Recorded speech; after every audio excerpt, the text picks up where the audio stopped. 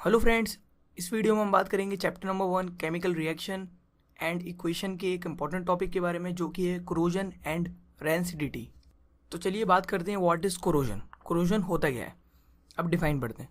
When a metal is exposed to moisture, air, water, acid etcetera for some time, a layer of oxide is formed which weaken the metal, hence metal said to be corroid, and this whole process is called corrosion. अब इसका मतलब क्या है?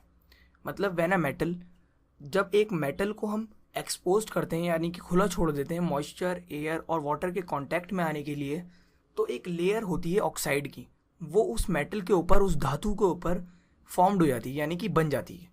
वही layer, oxide की layer, metal को weaken कर देती है यानी कि कमज़ोर बना देती है और फिर मेटल कहलाया जाता है कोरोइड। और इसी पूरी प्रोसेस को कोरोजन कहते हैं। जैसे कि आप नीचे देख रहे होंगे इस गाड़ी को, ये गाड़ी जो थी मेटल से बनी हुई थी। हमने इस गाड़ी को बहुत दिनों के लिए ऐसे खुला छोड़ दिया मॉइस्चर के और एयर के, वाटर के कांटेक्ट में आने के लिए, तो इसके ऊपर एक लेयर फॉर्म्ड हो गई, वो थी ऑक्साइड की लेयर, और इसने मेटल को बिल्कुल कमज़ोर कर दिया, जिसे हम जंग कहते हैं। जो लोहे के ऊपर जंग लग जाती है ना, वो ऑक्साइड की लेयर होती है और वो लगती किसकी वजह से? मॉइस्चर और एयर की वजह से।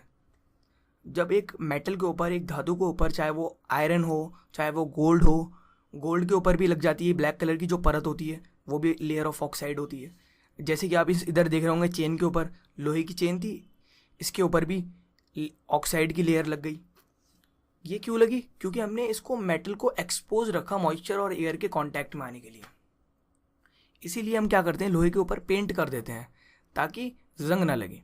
वो जंग ही कहलाती है कोरोजन। सो अब बात करते हैं व्हाट इज रेंसिडिटी। रेंसिडिटी क्या होती है? The oxidation of fats and oil containing food when exposed to air is known as rancidity. तो रेंसिडिटी क्या होती है? वो फूड जिसके अंदर ऑयल और फैट होता है, जब हम उसको एयर के सामने एक्सपोज्ड कर देते हैं यानी कि एयर के सामने खुला छोड़ देते हैं, तो वो फूड ऑक्सीडेशन हो जाता है, उस फूड के अंदर ऑक्सीडेशन हो जाता है, जिसकी वजह से it leads to bad smell and bad taste of the food.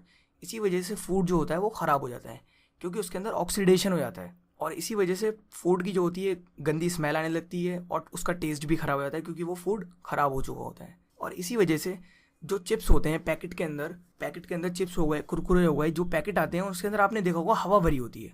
वो हवा जो होती है वो नाइट्रोजन होती है।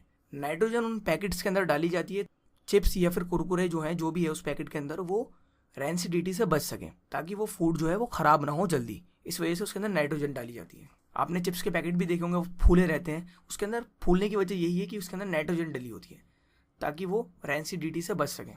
तो बस फ्रेंड, इस वीडियो में सिर्फ इतना ही। अगर आपको ये वीडियो अच्छी लगी हो तो उसे लाइक करें और मेरे चैनल को सब्सक्राइब करें। और अगर इस वीडियो में कुछ समझ में नहीं आया हो आपके, प्लीज़ कमेंट में ज़रूर मेंशन करें, मैं उसका रिप्लाई आपको ज़रूर दूंगा।